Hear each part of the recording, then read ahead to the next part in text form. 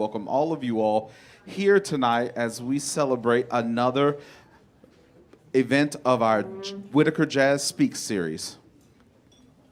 That's applause.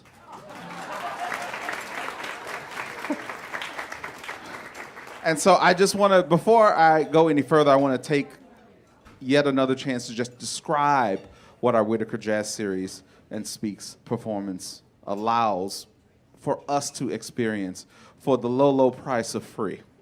So our Whitaker Jazz Speaks performance and lecture series gives jazz music a voice through which to share stories, draw connections, and generate new meanings for this treasured American art form.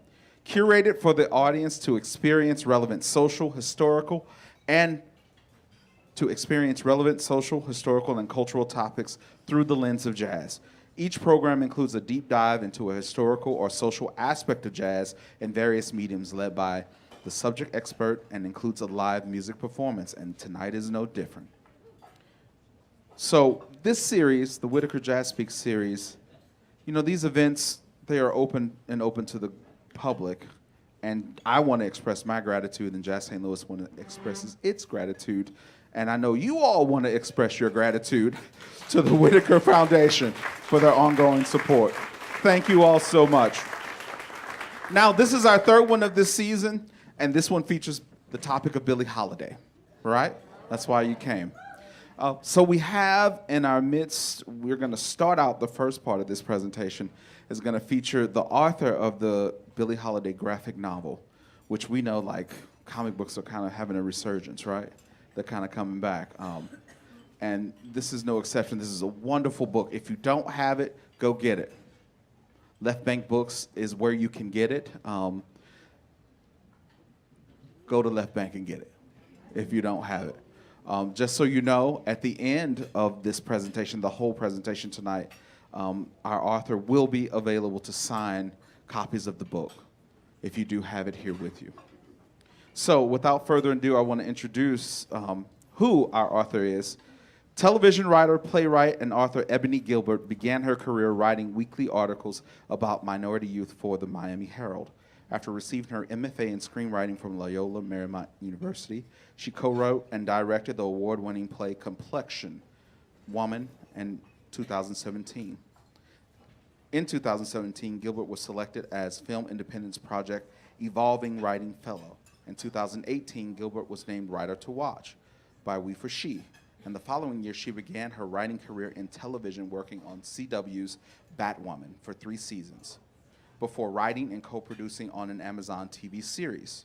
Her graphic novel, Billie Holiday, was named one of the best travel comics by Book Riot in 2022. Gilbert started a company named Dirt Stained Roses. In hopes of merging community activism with the arts, this company has awarded over 20 student scholarships. Under her company, she debuted Ships Are Comin', and she has won numerous awards, including Best Animated Short and Best Afrofuturism Award. In 2023, Gilbert debuted her award-winning film, I Find Beauty, a documentary exploring the skin bleaching epidemic in Sierra Leone, Africa. The film won Best Documentary at the Pan-African Film Festival, Freetown Film Festival, Morehouse Human Rights Film Festival, San Antonio Black International Film Festival, and was nominated for Best Documentary at the Africa Movie Academy Awards. And it is now nominated for an NAACP Image Award. Without further ado, I welcome to the stage the author of Billie Holiday, the graphic novel, Ebony Gilbert. Hello. Can you guys hear me? All right. Can you hear me now? Okay. Good evening, St. Louis. Again, my name is Ebony Gilbert. And before I begin my presentation, I would like to tell you guys a little bit about my history to help you guys understand my take on this novel, but more importantly, my connection to Billie Holiday. Is that all right? Okay. Now, I know you all can hear my thick Southern accent. Okay, let's just address the elephant in the room. And no, I'm not from Georgia or Louisiana. I was born and raised in Miami, Florida, and in particular, Little Haiti.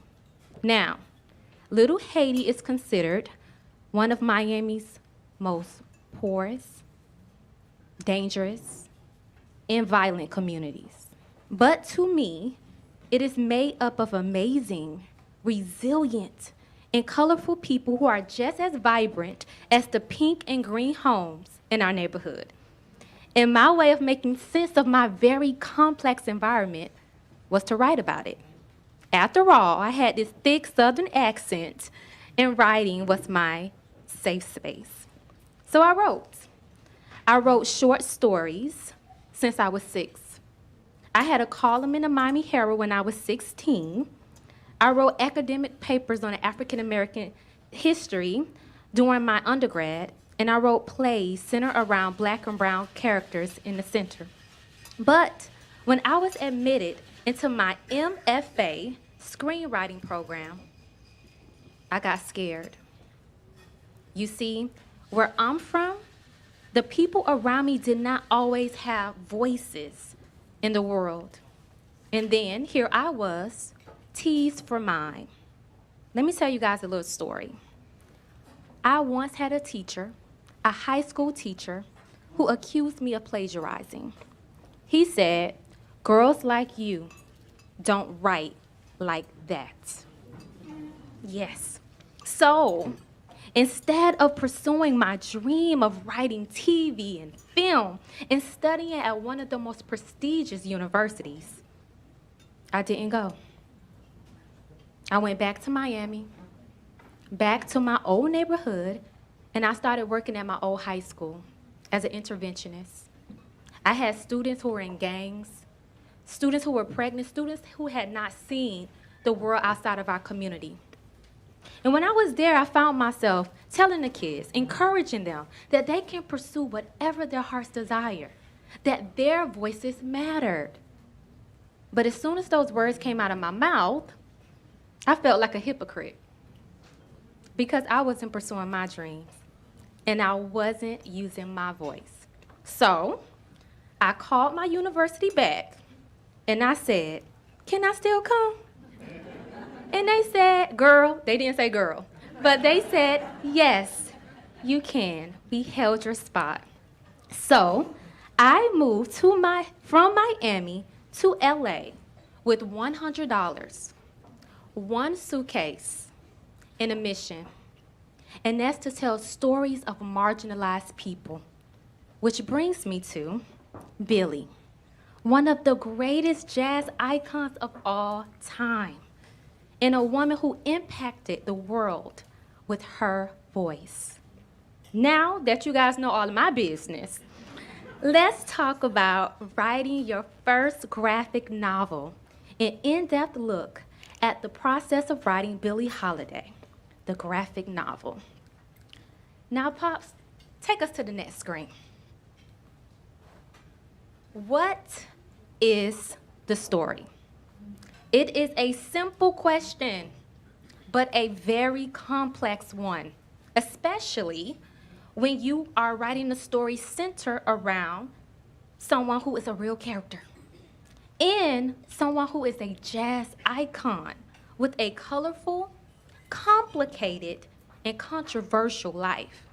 For me, that story was centered around Billie Holiday. Next slide, please.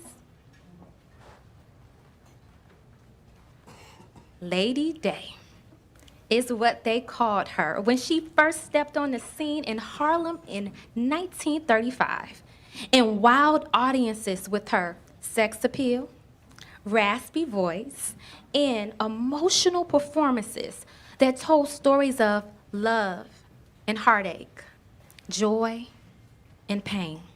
But before she was Lady Day or Billie Holiday, she was Eleanora, a daughter of 2 teenage parents, a Baltimore native, a middle school dropout, a young girl who called a juvenile detention facility, a Catholic reform school, and a brothel home.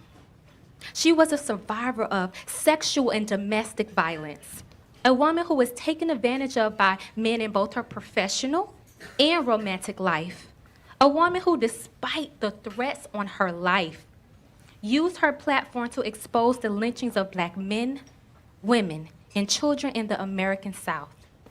A woman who wore her trauma on her sleeve or in the magnolia flower always pinned so perfectly in her hair.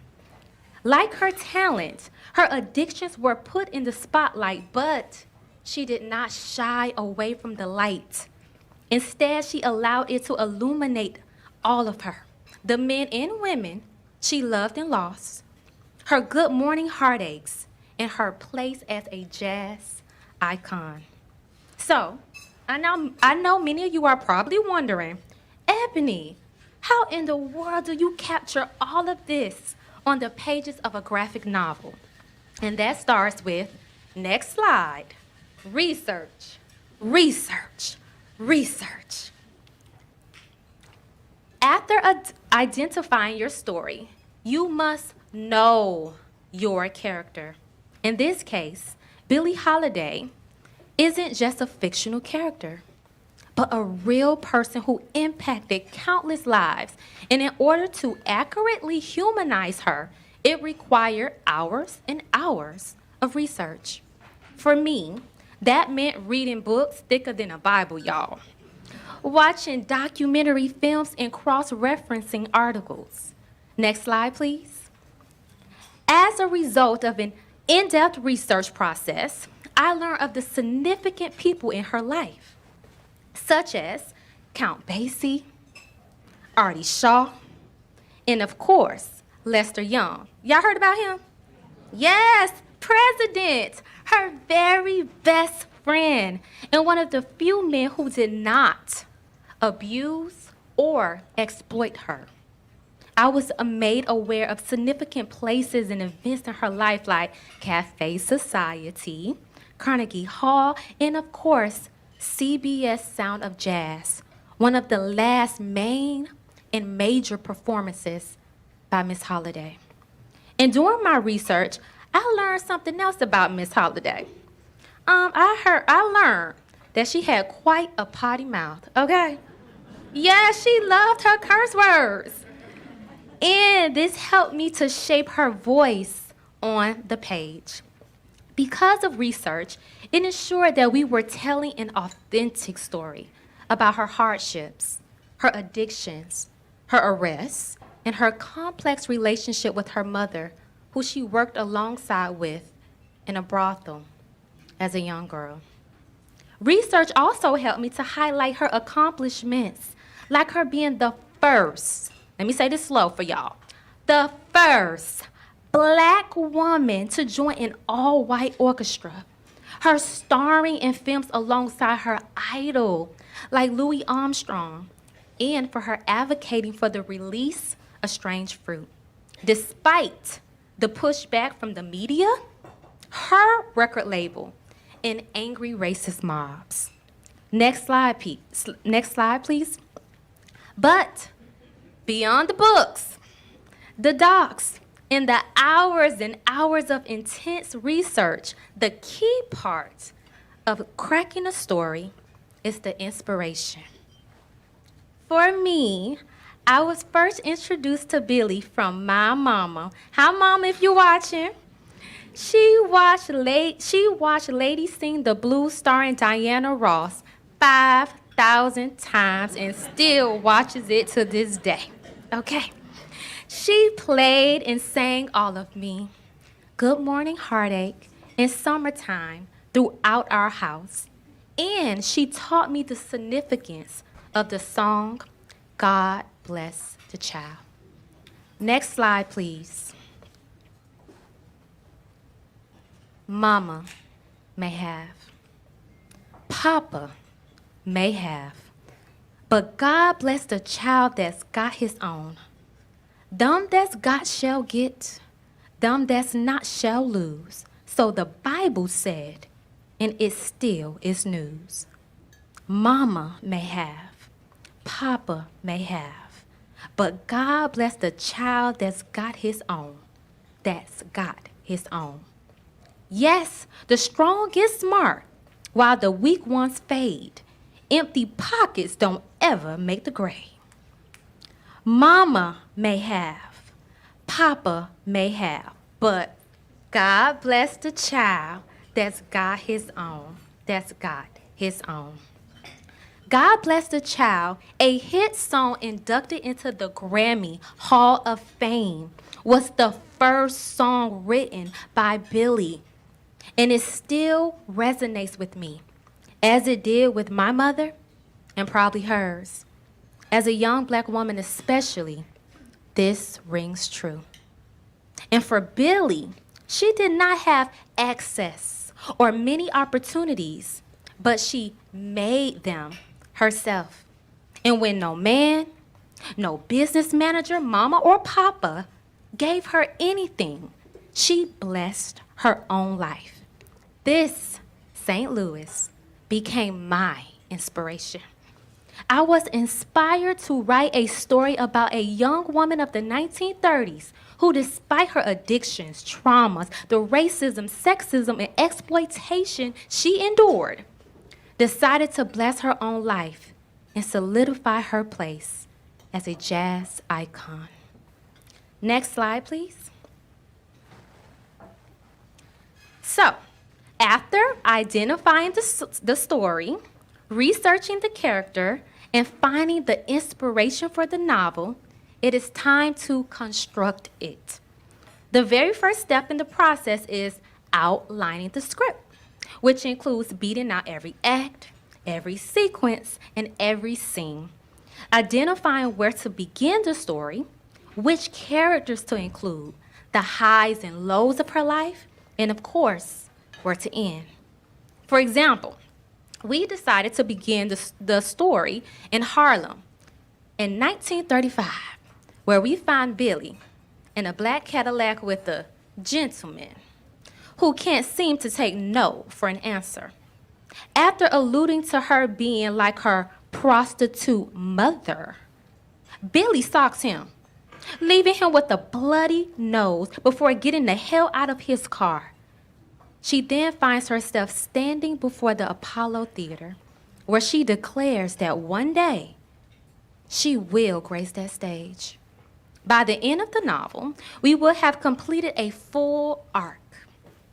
After learning about key characters and obstacles, either pulling her towards or away from her dreams.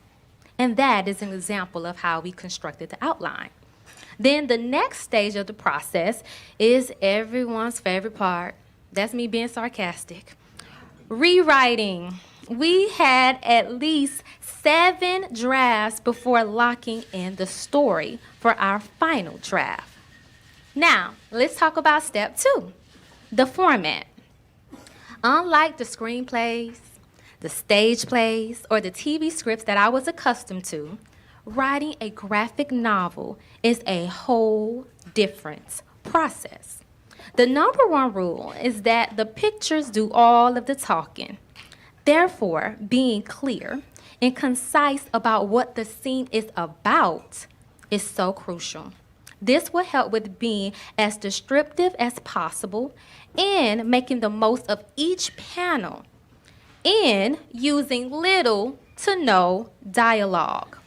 To format, I had to be clear about what is on each page and what is on each panel. In short, this is how I thought about it. I had to think like a director shooting a silent film. So now let's move on to the next slide. Pops. Step 3, construction. To construct, you have panels, gutters, dialogue balloons, thought boxes, captions, and sometimes sound effects. Once you understand how to construct a graphic novel, you can now move on to the fun part. Step 4, style. Style separates your book from another. And for the Billie Holiday graphic novel, we knew that style would be important for capturing not just the story, but the essence of Billie. The team was made up of amazing art directors and illustrators, including my collaborator, David Kilcano, who brought the story to life with the vibrant illustrations. The black and purple color scheme, for example, captures the moody tone and the vibe of jazz, kind of like in here, right?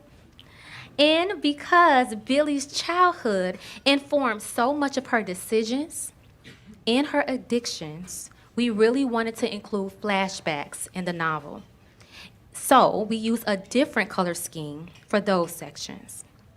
The next area that I would like to talk to you guys about is probably the most challenging: music. How in the heck can you capture the power of Billie's music through a graphic novel? To do this, we first used caption boxes, of course, to help us highlight what she was singing. And in some scenes, we use music notes to help include into the illustrations.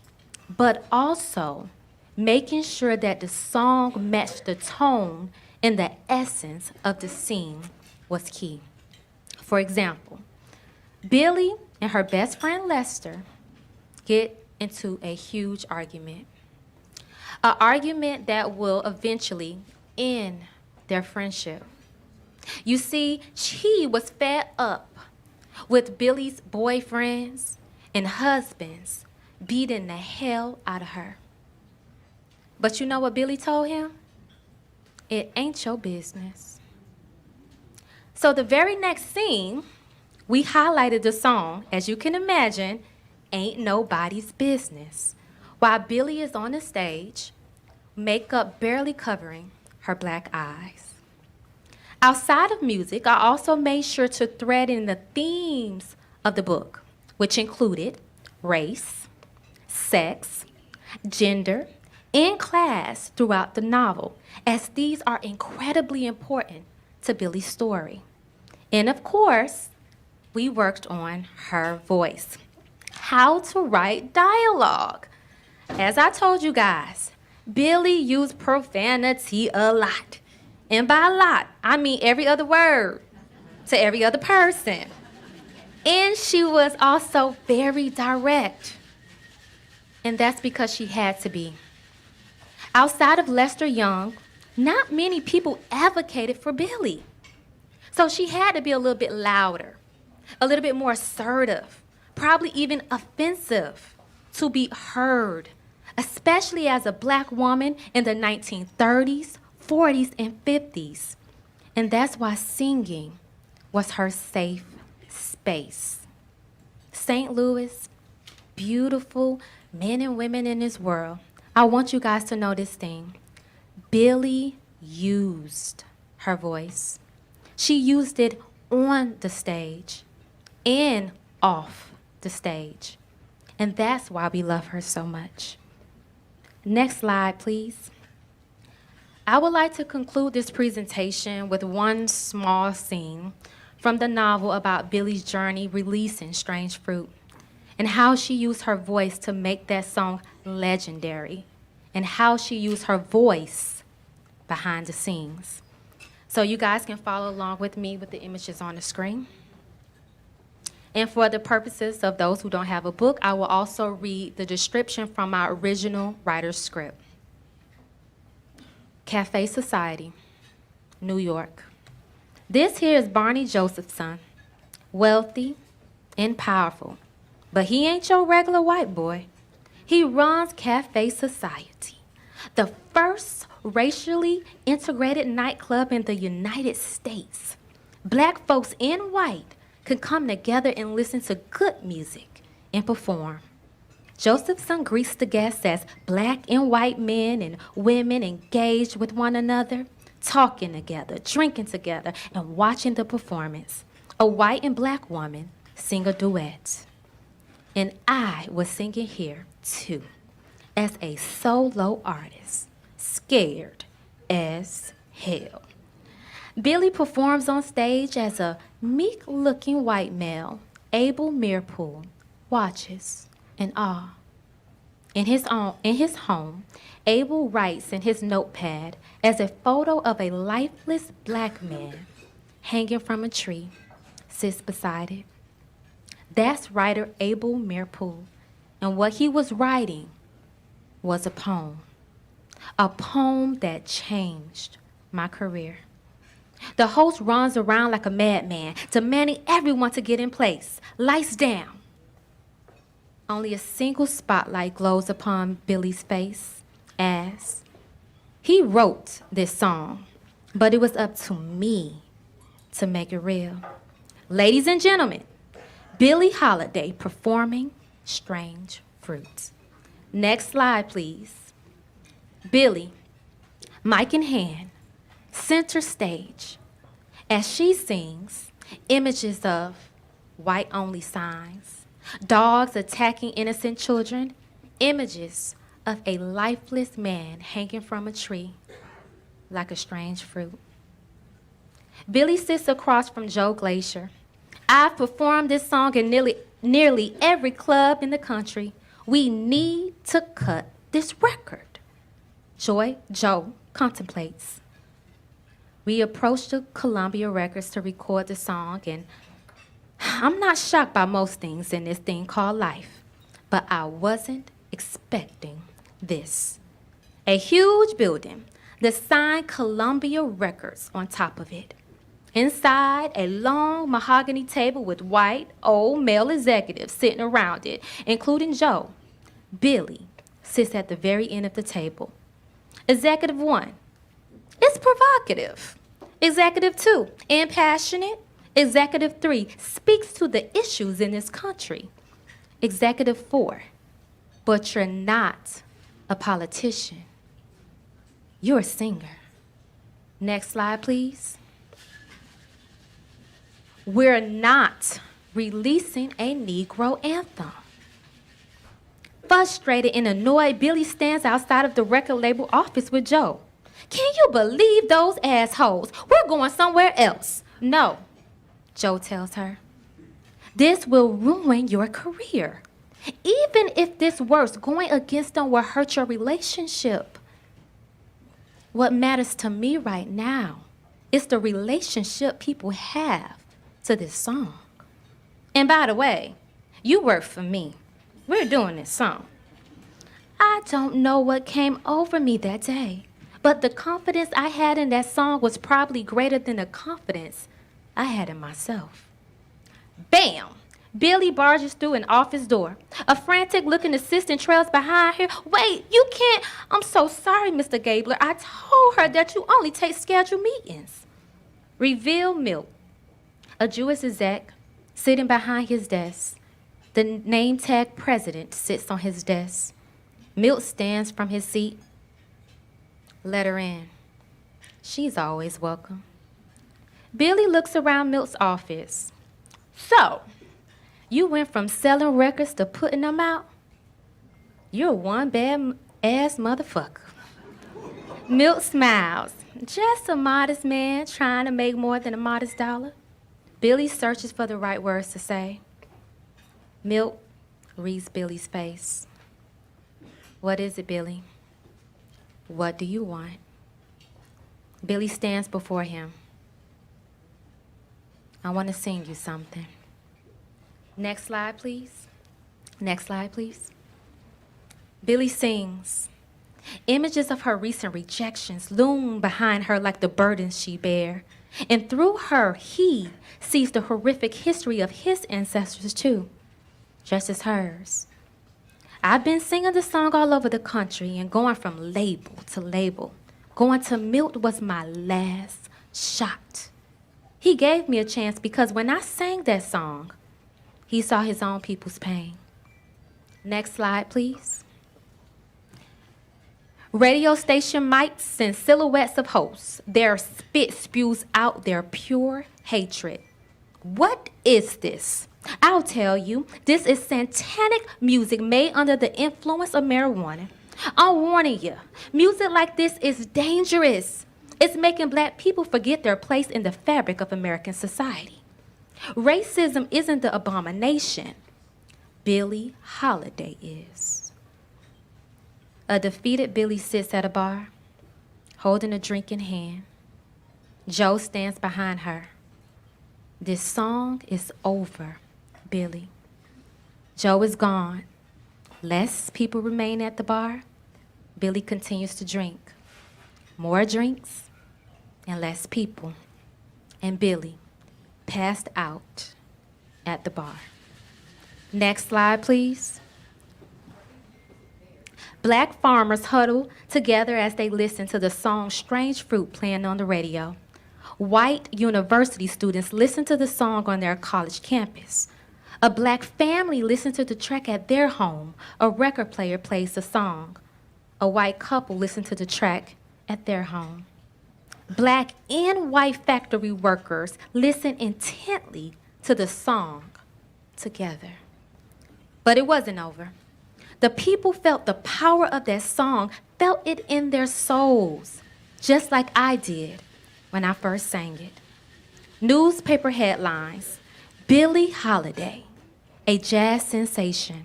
Strange Fruit, a classic. Holiday is America's song stylist. Next slide, please. News reporters encircle Billie as she makes her way out of a shopping center. Billie, Billie! A reporter runs up to Billie. Strange Fruit is a controversial song. Are you going to continue making tracks that ignite racial awareness? I don't know about all of that. I just sing. Billie, Billie, what are your thoughts on the lynchings in the South? Billie, what changes do you want to see in this country? Billie joins Lester in the car.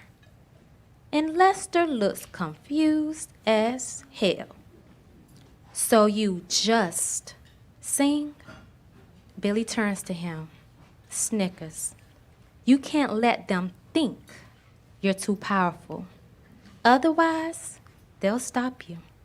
The car pulls away from the crowd of reporters as fans run behind it and as Billie heads down the road.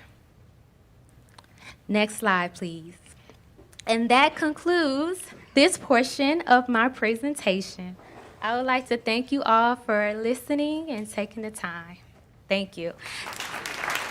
Thank you. Now I am going to transition over to the Q&A portion with Travis. How's everybody doing tonight? Nice. My name is Travis Lewis. I'm the education manager at Jazz St. Louis, and I'm an avid, for folks that know me personally, I'm an avid reader of comic books and graphic novels. And when I first heard about the opportunity to have this event, I was completely ecstatic. I thought it was a brilliant idea. So I wanted to thank the Whitaker Foundation for helping us keep that going. And then when I was approached about having a Q&A with Ebony, I was completely on cloud nine. I was like, yes, put me down. I'm ready to do this. So if we can just give one more round of applause for Ebony and her work. Thank you. Thank you so much. Thank you. So we're gonna have a little discussion, and I would definitely like to hear from some of you if any of you have questions for Ebony about Billie Holiday or about her work as an artist, for any of that. But for our conversation, I'm really curious. I'm an academic. I'm really curious about the research on this. Was there anything you learned about Billie Holiday that you hadn't considered? Was there anything that you think would be important for folks to know about that? Like, what was the overall process for this? Yeah, so let me tell you guys about this whole process. First, I had a friend, or still have a friend, who put me up for the gig. And she told me, Ebony, go in and take this meeting. I didn't know what it was going to be about. So I go in and I meet with the head of Phantoms, David Cacano, and he says that he wants to write a graphic novel. And then he says, I want it to be on a jazz icon. So I lean forward, and then he says, I want it to be about a woman. And then I lean a little closer, and then he says, I want to write a graphic novel about Billie Holiday. And my heart stops. Because just a few months earlier, I was working on an entirely different project about Billie Holiday. Just months ago. And I had read so many books, I watched so many documentaries and articles for that research project that had went away, and I was really sad about it. So when this project came back around, it felt incredibly, incredibly divine, because he didn't know my love of Billie Holiday, and I did not know what this project was going to be about. So that was the beginning of it. And although I came into the process already doing a lot of research, I still wanted to learn more. So every single weekend, I would watch Billie Holiday performances. because I wanted to learn how she spoke. I wanted to study the nuances of her performances. So that was a big portion of my research process, is to learn her voice on and off the stage. Wow. I know when I first encountered this book, a friend had texted me about it. It was like, you got to check out this Billie Holiday graphic novel. It's like right in your lane. And are there folks in here that are avid comic book readers or graphic novel readers? We got a few? Good. You know, a big thing in that world is there's a lot of dystopian type futures. And if you weren't taught American history, if you didn't know Billie Holiday's history, if you didn't know the history of jazz, if you didn't know the history of what black folks deal with, and you read this book, it would feel like a dystopian future. And I think one of the powers of it is that it's based in reality, right? And Billie Holiday really is a superhero. And for jazz fans, we know that, right? And I'm kind of curious, as the artist, you know, as who you are and what you did with this book, approaching a graphic novel, what challenges and opportunities did you find by using that medium to tell the story? Yes. Well, I'll tell you guys this. My hero is Zora Neale Hurston. I love her. Y'all love her? Yes. Zora Neale Hurston, she wrote short stories, plays, magazine articles. A lot of people don't know she was one of the first black women to even make a film. And what I learned from her is that you can utilize so many mediums to tell stories. So I didn't have to keep myself in a box. So I kind of modeled that after my own journey. When I was working on TV shows, when I made my first documentary, when I was making plays, and then I had this opportunity to do a graphic novel. And it was a beautiful platform to really highlight our unsung heroes. So that was one of the main things about, you know, the opportunity in writing a graphic novel. Now, the challenges in writing a graphic novel. Because I come from TV and film and documentaries, oh, you do not have all of the luxuries of the lights and the cameras and the close-ups, you know what I mean, and the music to help with the ambiance to build the tone. All you have is a panel, an illustration. And it's up to you to be so descriptive to help translate that power. And on top of that, you have a musical artist that you're writing about. So that was even more challenging. So we really had to come up with really clever ways to really evoke the power of Billie's vocals and her presence. Wow, great. So something we had talked a little bit about earlier too, and I know it's something that I think is important bringing up, is if you think about the graphic novel as a medium for complex issues like this, which there's a lot, especially with the complex issues with around 20th century and contemporary history in the US. How do you see the role of the graphic novel in that? Do you think, specifically, I guess, with Billie Holiday, like how do you see the graphic novel fitting within that framework? Well, I hope that the graphic novel helped people to learn more about her. A lot of people see her as a tragic figure. And I hope even in this little bit of my presentation, she was not that at all. She has so many layers to her life. She lived her life the way that she wanted to, even though she dealt with so many traumatic things in her life. So the first thing is awareness of an icon. And the graphic novel, just as the film and projects now really highlighting her, are able to do. So that's my hope. Wonderful. Yeah, and like I said, I think it's really powerful. It really makes you think about somebody like Billie Holiday as being a superhero. Yes. This isn't something that's out in public, but a few years ago, Lamar Harris and I had made a comic book with our middle school students here, and they got to make up their own superhero and like play on their strengths, and it was a really powerful. The kids were totally engaged with jazz in a way I hadn't seen yet with them, and several of them went on to continue playing jazz, and I really feel like that comic was an important piece of that, because you can kind of see the strengths of people in a way where you don't need to read a 300-page book, right? Exactly.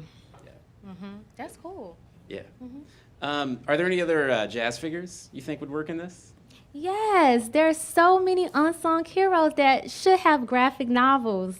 Of course, Ella Fitzgerald, Sarah Vaughan, you know what I mean? Like, there's a lot on Nina Simone, but we could never have too many on Nina Simone. And outside of those jazz female icons that I highlighted, there's other heroes that I would love to see graphic novels on. Zora Neale Hurston, y'all know I love her. Can she get a graphic novel? Octavia Butler. There's so many people that we can really learn about their stories through graphic novels. Cool. Another question I had since I had Ebony, I was curious about your interpretation of Billie Holiday's music. So if someone out here, I'm assuming most of you have listened to Billie Holiday's music, but I think with jazz it's always important, any music really, like to hear, especially with someone that took this much time to do something like this. What are some recordings that people should check out tonight? Well, I highlighted one special song, God Bless the Child. Please check that song out. I love so many of her songs, from All of Me, Lover Man, Good Morning Heartache. But there's another clip that I would hope that you all will watch. And it's actually not a song. Billie Holiday starred in the film New Orleans. And she starred in that film alongside Louis Armstrong. And there's a scene where she's singing around the piano. And if you guys just look at her eyes, the joy and the happiness in her eyes. And yes, she was playing a character, but that was all Billie. And every time I watch that scene, I start to tear up because that was always her dream. She idolized him. And there she was, working alongside him, singing with him. And for her to have overcome as much as she did, and to have that be a part of her story, makes me emotional every time. Because even tonight, me being up here in this room is a dream come true. So I only can imagine how special that was. So I hope you all go and watch that scene. Yeah, and you talked a lot about Strange Fruit, and I think historically Strange Fruit's one of the most important songs to talk about. I think sometimes it's unfortunate that becomes the sole focus of Billie Holiday's story, like you talked about. Like, her story is much more than a tragedy. She's a superhero. Right. Was there anything you wanted to add about Strange Fruit's significance? Yeah, that song is incredibly significant, and that's the reason why I really wanted to point out that scene. We know that song. That song moves us. It tears us apart. But what a lot of people don't know is the behind the scenes of what it took for her to get that song released. I did not know that until I started my research, that song started out as a poem, and Billie made it a masterpiece.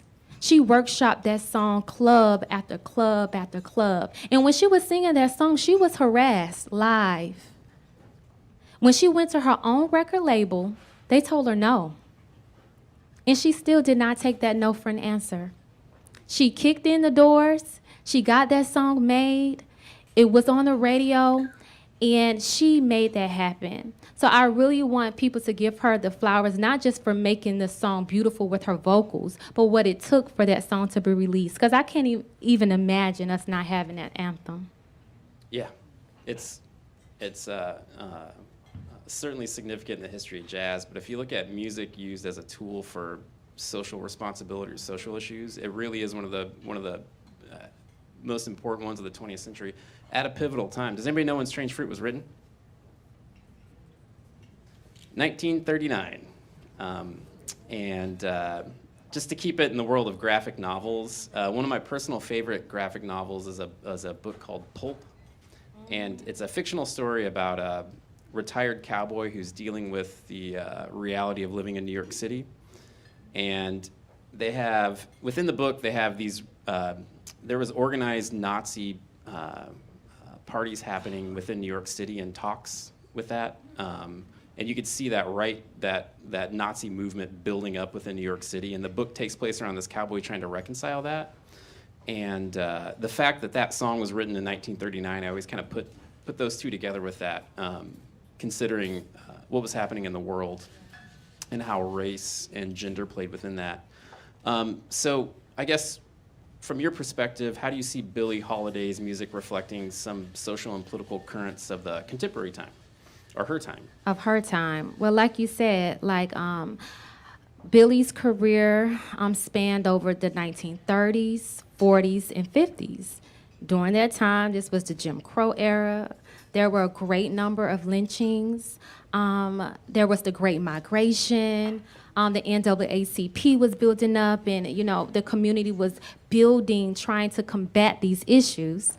And then you had Billie on the front line, decades before the Civil Rights Movement, singing a song as a woman, as a Black woman, like Strange Fruit, a song that was showing America's its ugly truth, or a song like God Bless the Child about independence and freedom. That was incredibly, incredibly radical for her at that time. I mean, look at today. A lot of artists are really afraid to talk about almost anything in fear that they will be canceled. She was putting her life on the line when she was out there singing that song, those songs. But also, the majority of Billie's songs are about what? Love. And if you don't think singing about love is radical, then you're also not taking into account the political and social climate at the time. She was a woman, a Black woman saying, I've experienced love. I've lost love. I deserve love. That was also incredibly radical for that time period. Absolutely.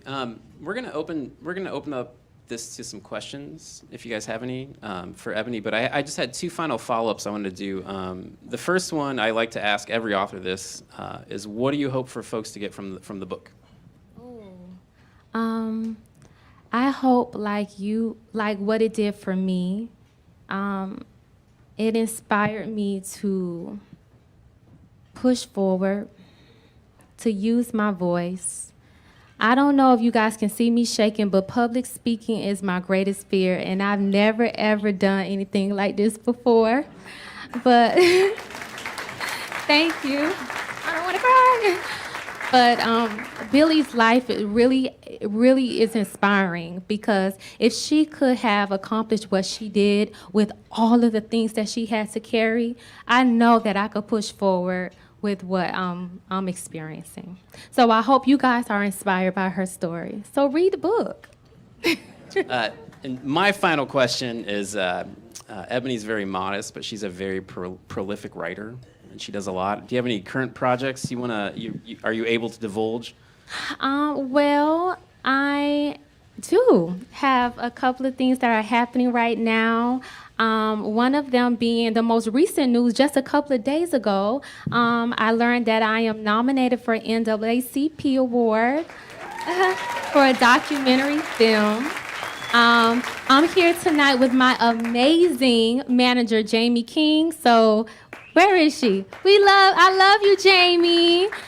So we have some incredible TV shows and films that we are working on. So listen, St. Louis, please pray for me, y'all. Please pray that everything get greenlit, picked up on your TV, okay? Thank you. So we have just 2 or 3 minutes, maybe 5 minutes before the band is going to start. Does anybody have any questions for Ebony? No?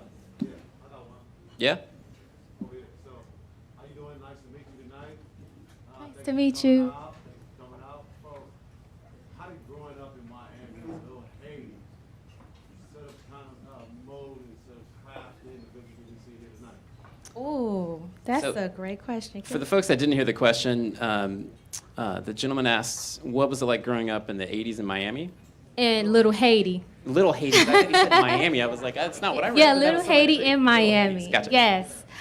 Listen, Little Haiti in Miami shaped me. I don't know if you guys have ever heard of the series The First 48. I don't know if it still comes on. Yes. My neighborhood was frequently featured on that program. Okay. But growing up in that neighborhood, like I shared, it was very important, and it really shaped the way that I saw the world. When I was 9 years old, I was already hyper aware of who I was in the world. I knew I was a Black young girl. And I knew that I also wanted to tell stories about people from my community, not just those images that we saw in the First 48. So that really was the beginning of my writing experience. One of the first articles that I wrote for the Miami Herald was about Little Haiti. And I remember a person from Europe wrote in to my editor and thanked him that I wrote about Little Haiti because she had never heard that side of that world. So I'm so incredibly grateful for where I'm from. It's a part of me, and it has shaped me. Thank you for that question. That was a great question. We have the signal the band is going to be beginning. Ebony will be around. Are you willing to sign books if people have them? Absolutely. Awesome. So we are going to have the band come up. We have the Reggie and Marja Thomas are performing tonight for y'all. And yeah, I hope you enjoy. Thank y'all.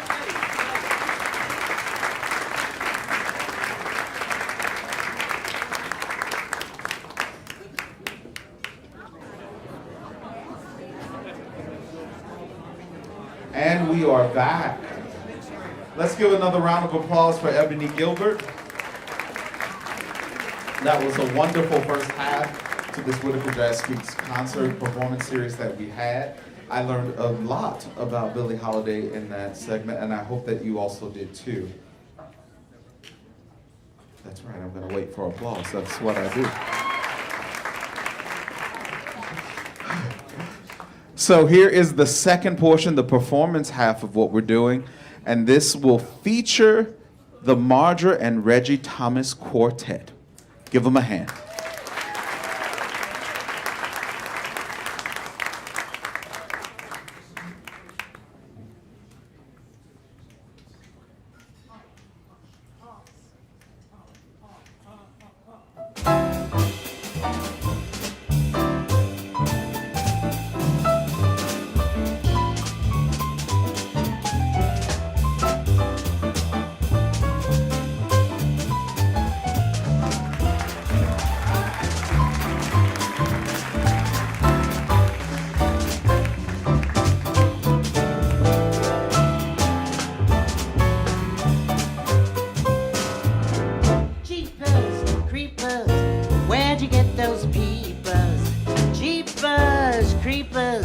Where'd you get those eyes? Gosh, oh, get up. How they get so lit up? Gosh, oh, get up. How they get those eyes? Ooh-wee. When you turn the heaters on, golly gee, I got to put my cheaters on. Jeepers, creepers, where'd you get those peepers? Oh, those weepers, where'd you get those eyes? Oh, yeah.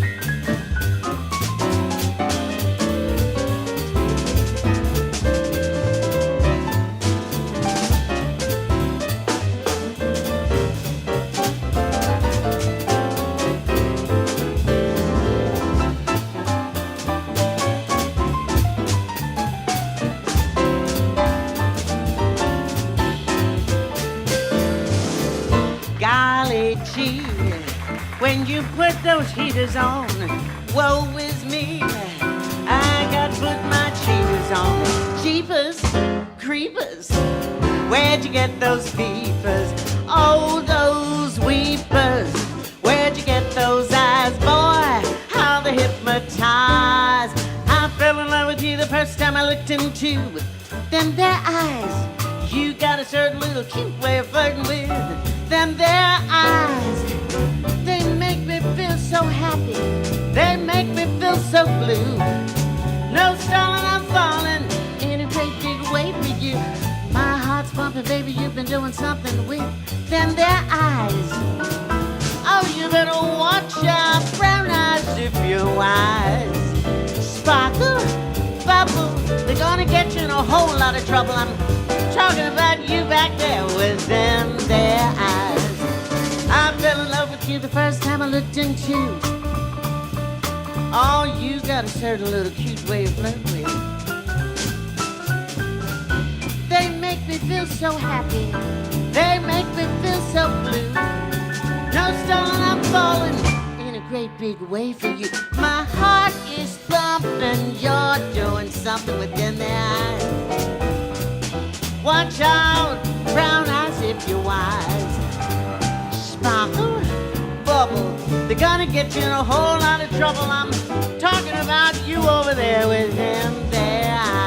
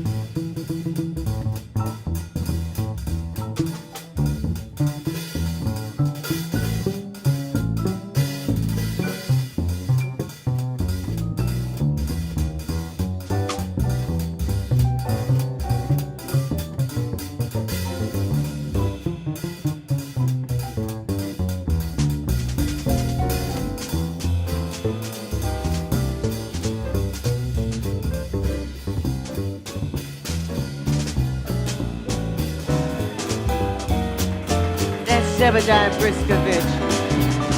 I fell in love with you the first time I looked into them their eyes. You got a certain little cheap way of flirting with them their eyes. They make me feel so happy. They make me feel so blue. Don't stall and I'm falling in a great big way for you. My heart's thumping. You're doing something with them their eyes. Watch out, brown eyes, if you're wise.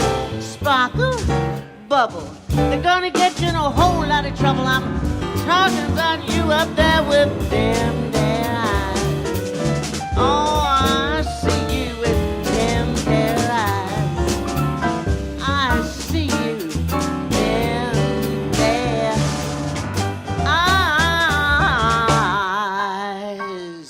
Woo!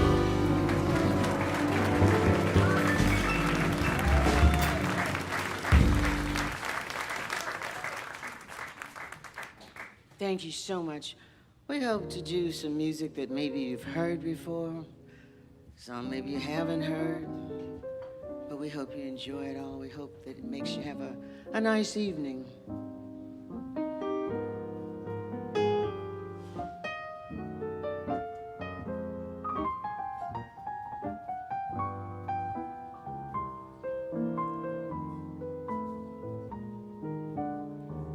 Living for you is easy living. It's easy to live when you're in love. I'm so in love. There's nothing in life but you.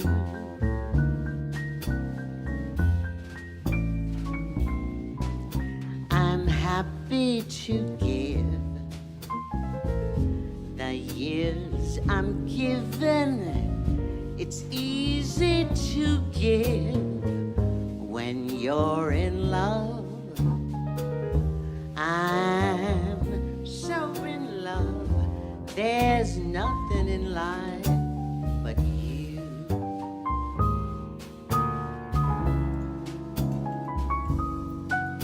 For you. Maybe I'm a fool, but it's fun. People say you rule me with one wave of your hand. Darling, it's grand. They just don't understand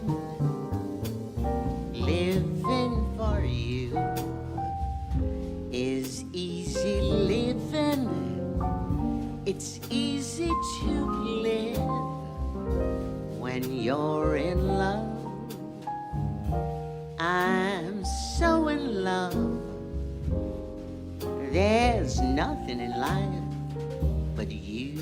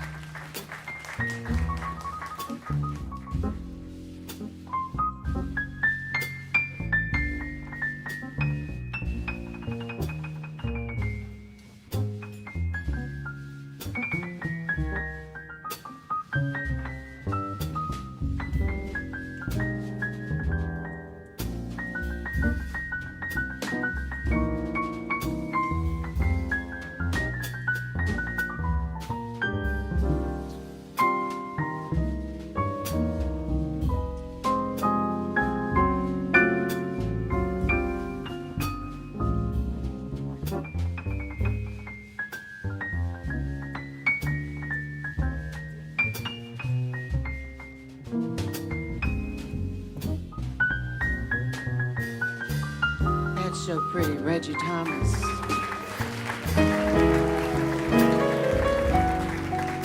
For you, maybe I'm a fool, but it's fun. People say you rule me with one wave of your hand. Darling, it's grand.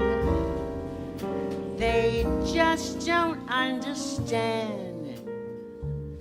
Living for you is easy living. It's easy to give when you're in love. I'm so in love. There's nothing in life but you.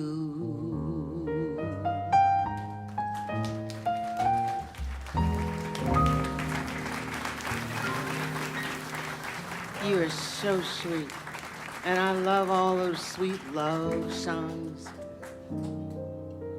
But you know what? Sometimes you gotta think about your Saturday night and what you did last night, how much fun you had, and who you don't want to tell about it, but sometimes you want to tell everybody. So that's what this next tune's about, having fun on a Saturday night. Well, did they serve any of them here on a Sunday night? I don't know, let me check. Okay, you all saw the menu, right? Did you see my favorite dish on the menu? Pig feet? Yes? No? I don't see any hot sauce. I've evidently didn't have it. How you cook? Well, I'm gonna tell you how I cook my pig feet. See, first I boil them. I boil them real slow. And then I put them in a real hot oven until they're all crispy on the outside. And I serve them up with hot sauce. That's some good eating. That is some good eating. My mama taught me how to cook them like that, but that's what this next song's about.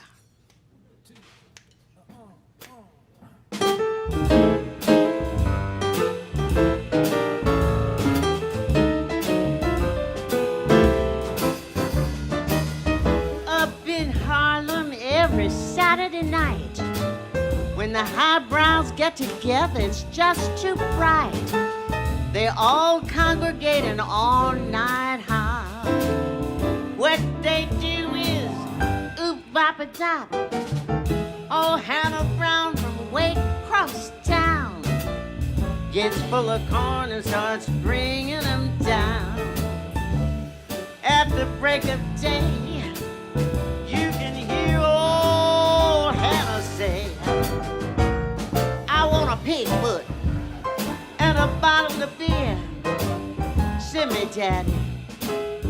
Move right here. I feel just like I want a clown. Give the piano player a drink. That man is knocking me out. He's got rhythm, when he stomps his feet. He moves me right off to sleep. Check all your razors and your guns. We're gonna get arrested when the wagon comes. I want a pig foot, I want a bottle of beer. Send me, daddy, I don't care. I want a pig foot and a bottle of gin. Send me, daddy, oh, right into my sink.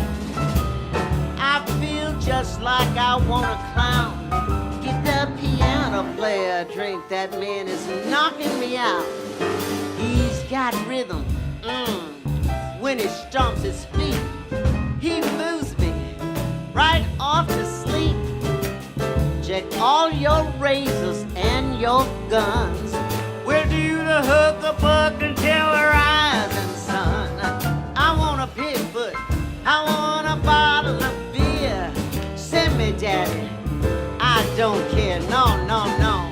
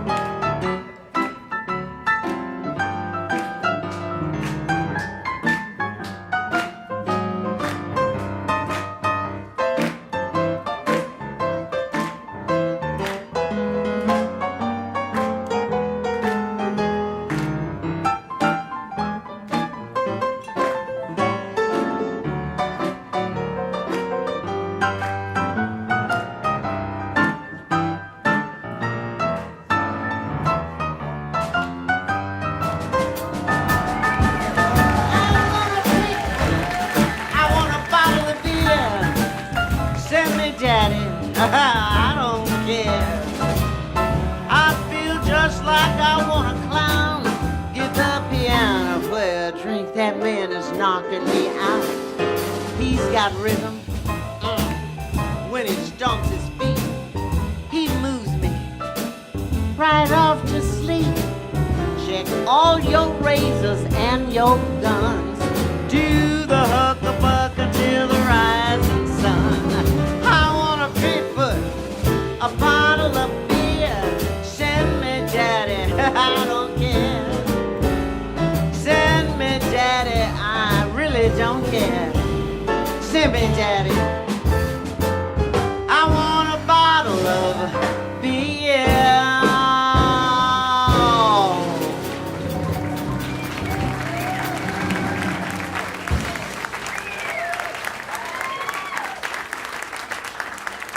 We sure do appreciate you. And speaking of appreciating, you know, when somebody does something for you, there are a couple of things you need to do. You need to, number one, appreciate it. And then you need to hurry up and say thank you. Have you ever had a situation, you know what I'm talking about. Ever had a situation where you did something for someone You helped them out in their time of need. They were down on the floor and you gave them a hand and lifted them up. Or maybe you gave them $2 or $20 or $2,000. And then when you needed something, that person acted like they didn't even know you. So I came up with this idea. I think I better have what I need myself. And that's my recommendation to you tonight. Whatever you need, you better have your own. Because you really can't depend on nobody to give you nothing. And that's what I'm going to tell you about.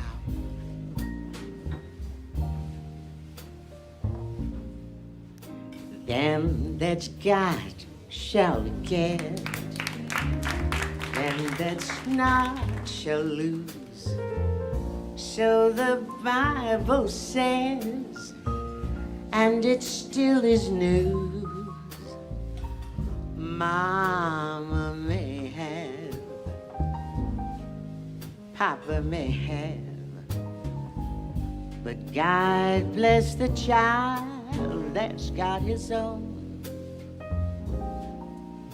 That's got his own.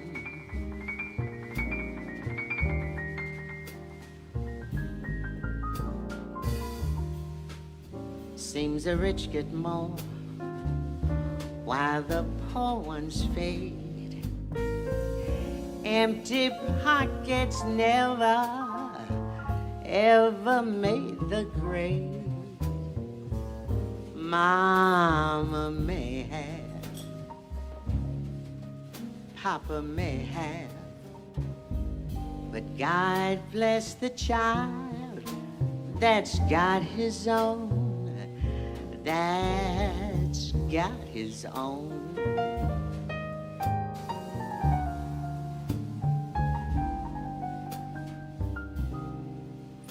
Money, you'll have lots of friends. They'll be crowded round your door.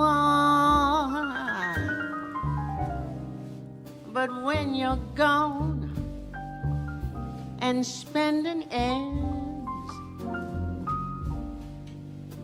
they don't come round no more. Rich relations give a tiny crust of bread and such. They say, help yourself, just don't take too much. Mama may have, Papa may have, but God bless the child that's got his own. That's got his own.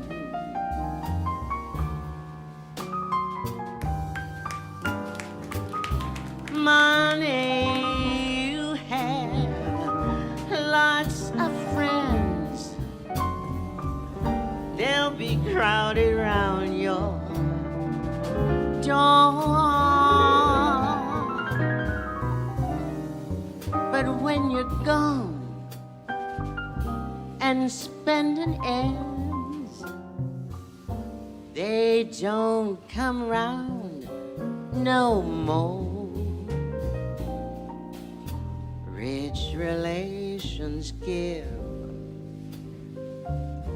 a tiny crust of bread and such.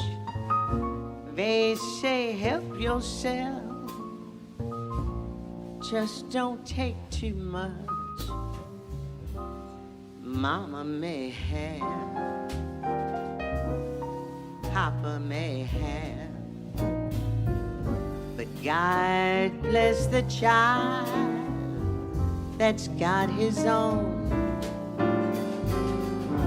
God bless the child that's got his own. God will open up a window of heaven and pour pour down a blessing and give you your all.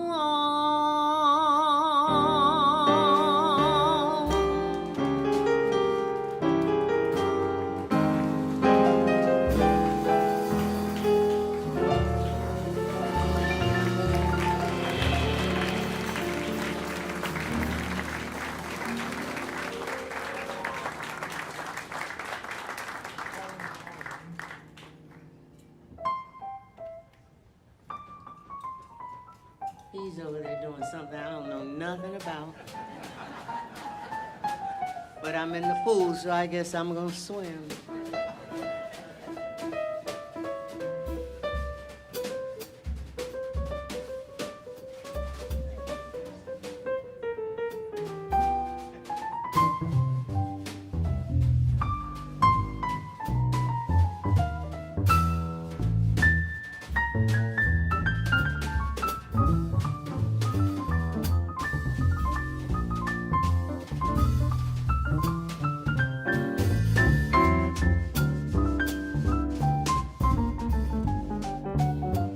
All of me, why didn't it take all of me?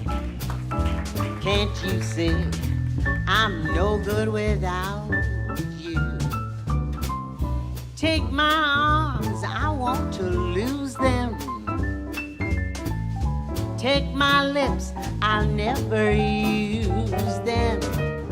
Your goodbyes left me with eyes that cry. How can I go on, dear, without you? You took the part that once was my heart. Why not take all of me? I'm talking about all of me. Why not take all of me? Can't you see I'm no good without you? Take my lips, I want to lose them. Take these arms, I'll never, ever, ever, ever use me, Papa. Your goodbyes left me with eyes that cry. How can I go on, dear, without you? You took the best, come back, get the rest. Why not take all of me?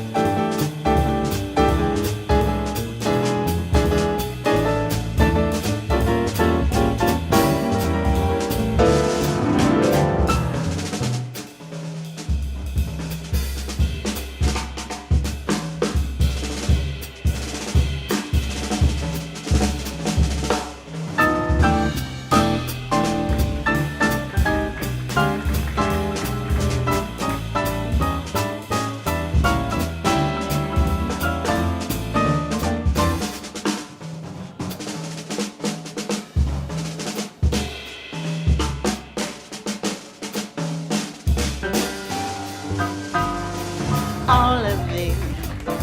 Why not take all of me? That was Miles Vandiver on drums.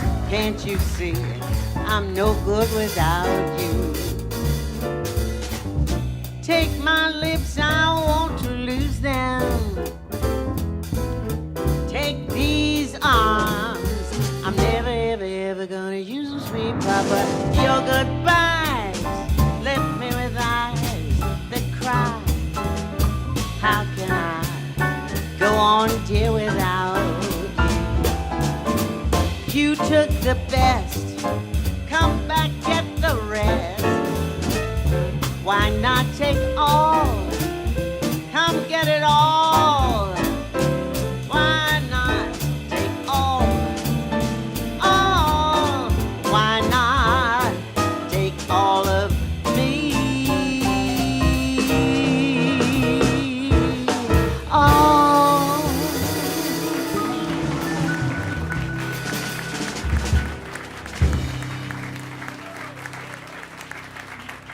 Oh, we thank you so much. Oh, come on now. Ain't nothing like the blues. I'ma tell you what you wanna hear, the truth. My man, he don't love me. Treats me awful mean. My man, he don't love me. He treats me awful mean.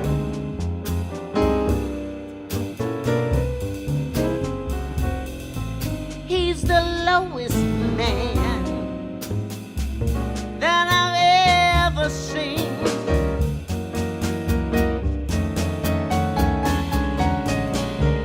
He wears high draped pants. Stripes are really yellow.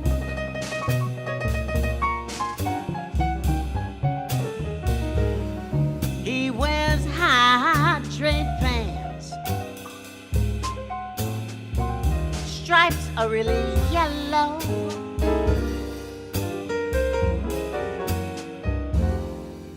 But when he sets in to love me, he's so fine and mellow.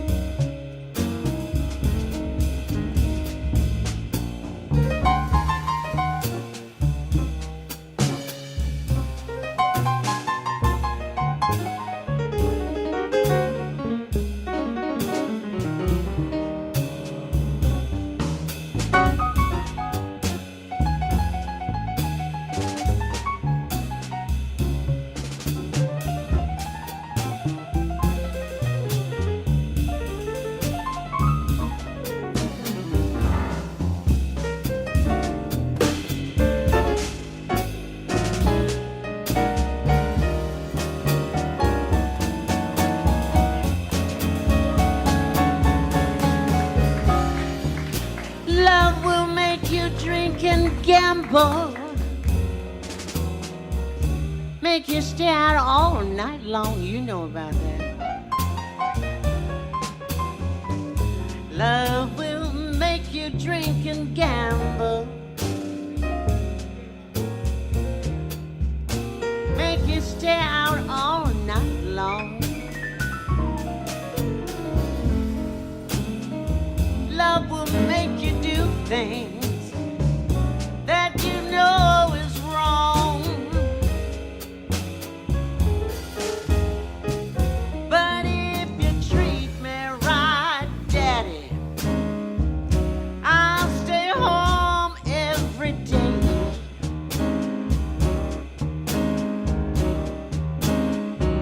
Why don't you treat me right, Daddy?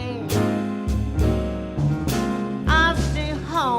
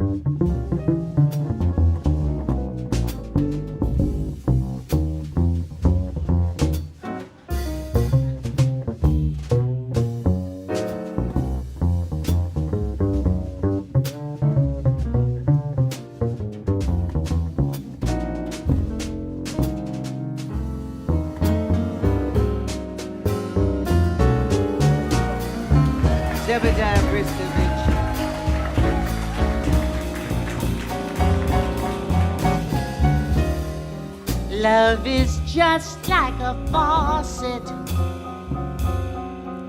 It turns off and on.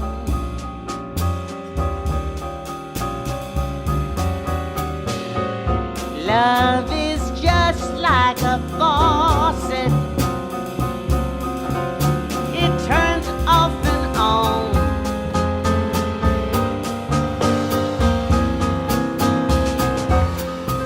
Sometimes you think it's on, baby. It is turned off and gone.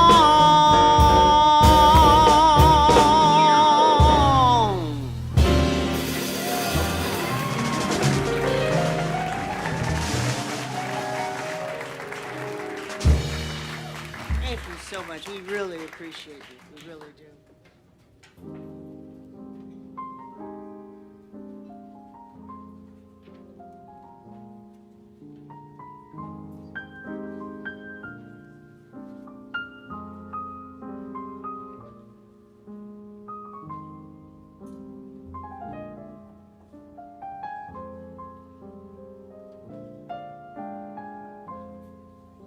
Good morning, heartache.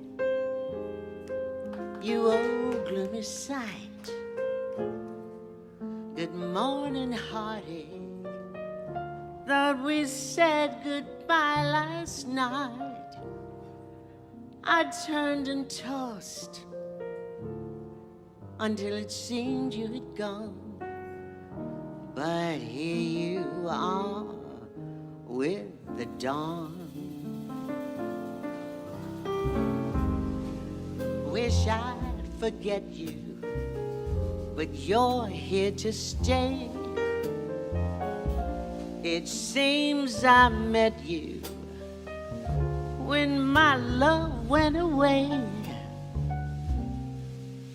Now I start each day by saying to you,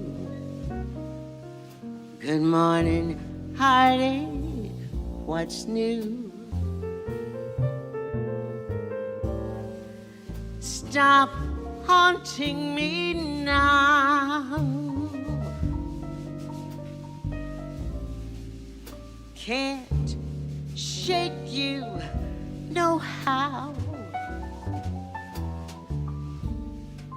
Just leave me alone.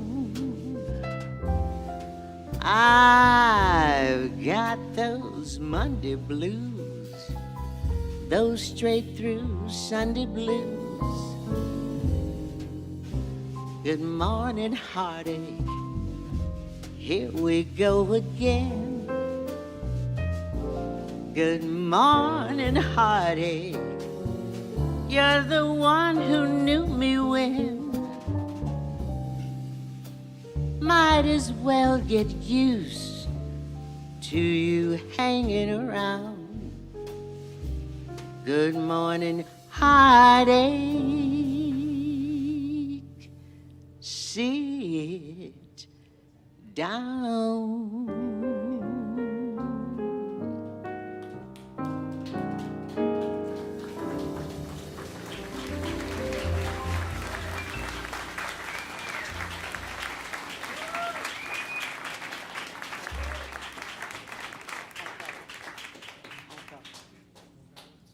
Thank you so much. I think this is one of my favorite all-time ballads. I hope you like it too.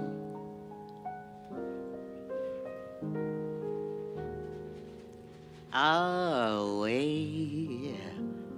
from the city that hurts and mocks, I'm standing alone by the desolate docks in the still and the chill of the night.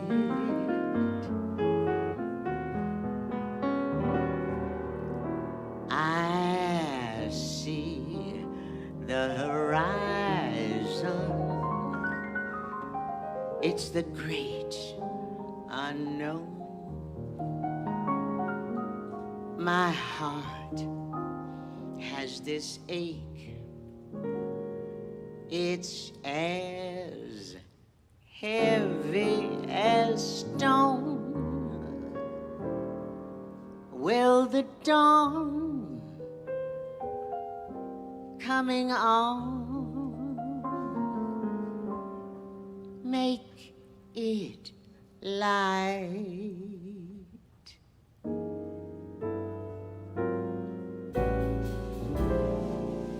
I cover the waterfront. I'm watching the sea.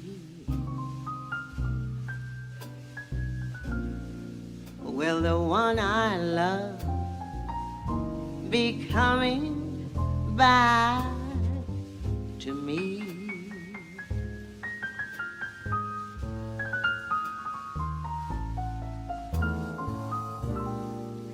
I cover the waterfront in search of my love. I'm covered by a starless sky above.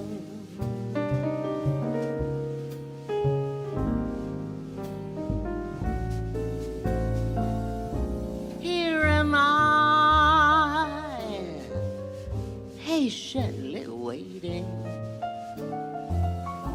hoping and longing. Oh, how I yearn. Where are you? Have you forgotten? Will you remember? Will you return? I cover the waterfront. I'm watching the sea. Will the one I love be coming back to me?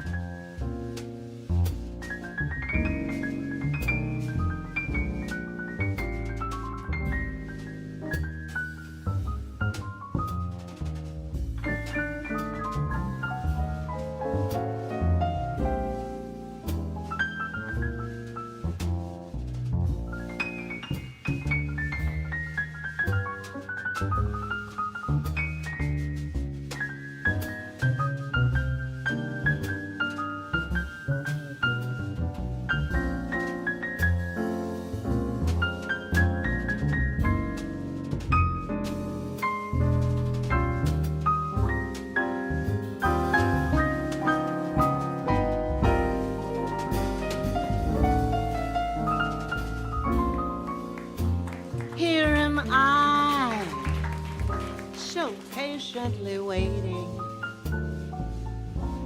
hoping and longing. Oh, how I yearn. Where are you? Have you forgotten? Will you remember? Will you return?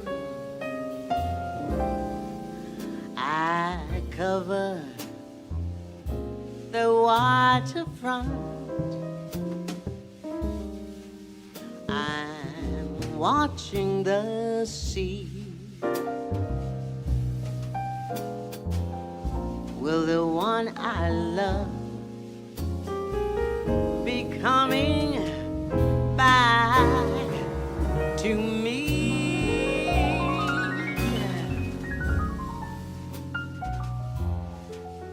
Lord, let the one I love please come back to me.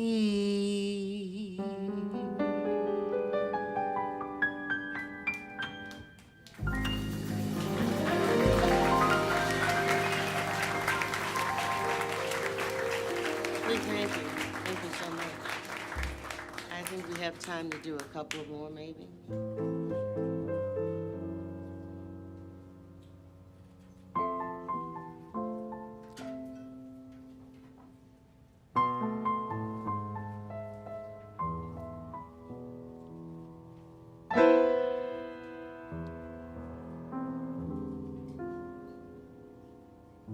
Southern trees bear a strange fruit,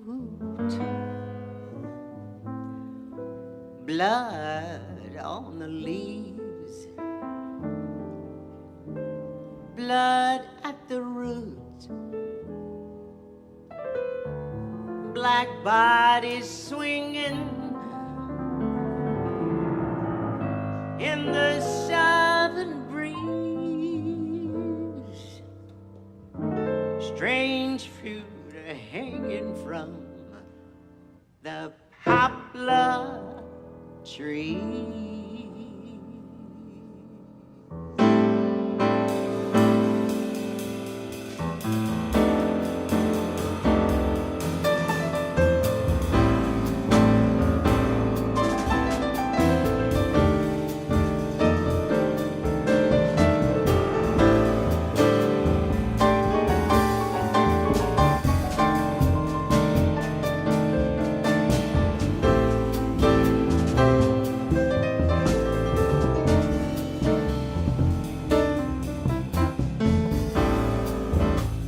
Pastoral scene of the gallant South, the bulging eyes and the twisted mouth, scent of magnolia, so sweet and fresh, then the sudden smell of burning flesh.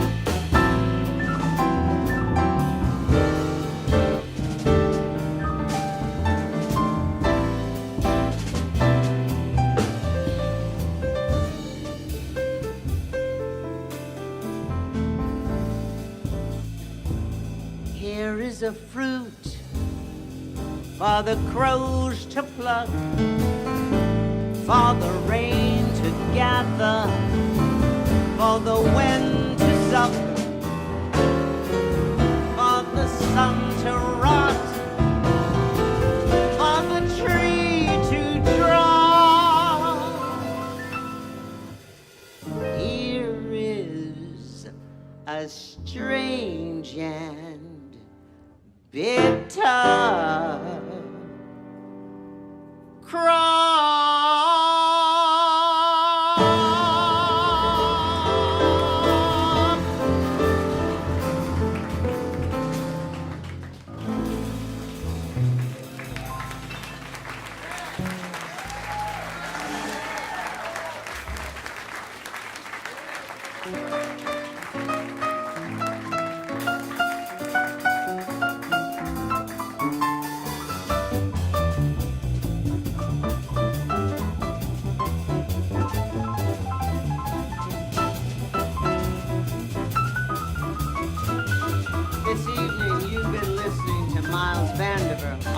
drums. And Zebediah Briskovich on the bass.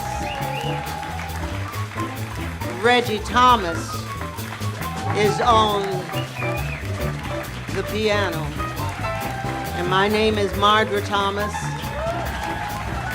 And we want to do this final little tune for you as we get off the stage before they bring out the big hooks to take us off. We're on the other side of the full moon, but it's still in effect. And it'll do the things it wants to do. Ooh, ooh, ooh, what the moonlight can do for you. Ooh, ooh, ooh, what a little moonlight can do to you. You're in love, your heart's a flutter all day long. You only stutter, your poor soul just could not utter the words, I love you. Ooh, ooh, ooh, what a little moonlight can do to you. Wait a while till the moonbeam comes peeking through. You'll get bold, you can't resist him. All day long when you have kissed him, you'll say, woo! What a little moonlight can do.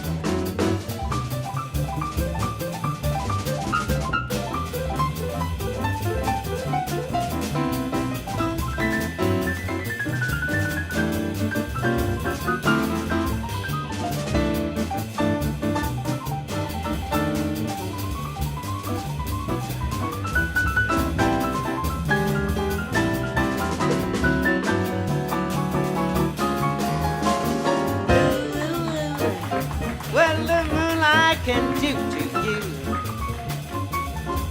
Ooh, ooh, ooh, what a little moonlight can do to you. You're in love, your heart's a flutter. All day long you only stutter. Your poor soul just could not utter the words, I love you.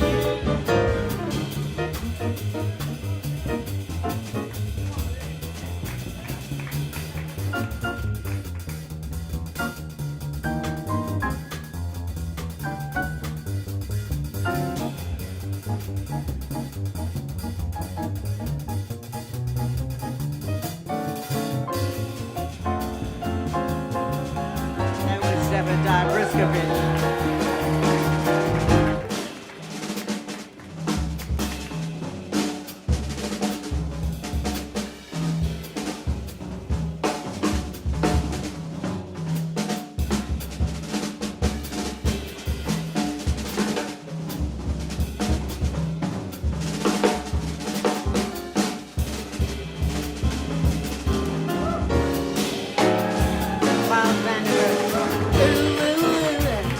What the moonlight can do to you. You wait a while till the moonbeam comes peeking through. You'll get bold, you can't resist him. All day long when you have kissed him, you say, woo! What a little moonlight can do.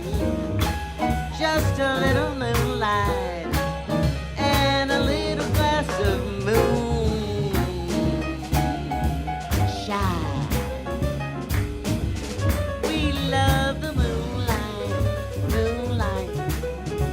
We love you for coming out to celebrate Billie Holiday and her music. Thank you so much. Just a little moonlight, little bit of moonlight, moonlight.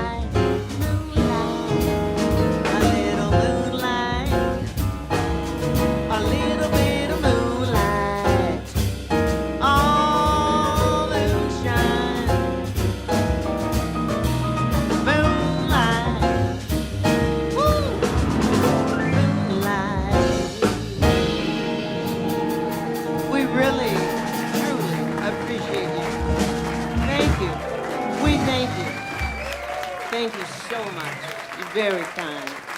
Very kind. Thank you so much.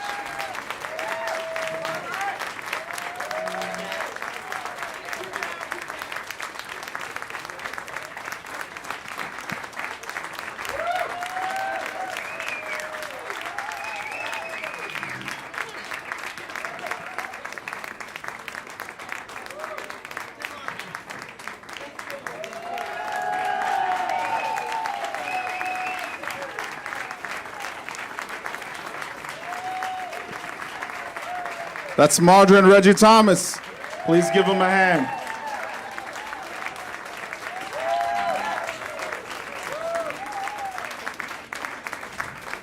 Marjorie and Reggie Thomas do have CDs that you can purchase and that they can sign. Don't forget that Ebony Gilbert will also be signing copies of the book for those that desire to have it.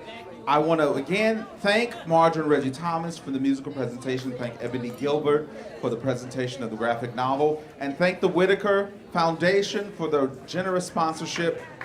This is Jazz St. Louis. We're here, and we thank you all for coming. Have a great night.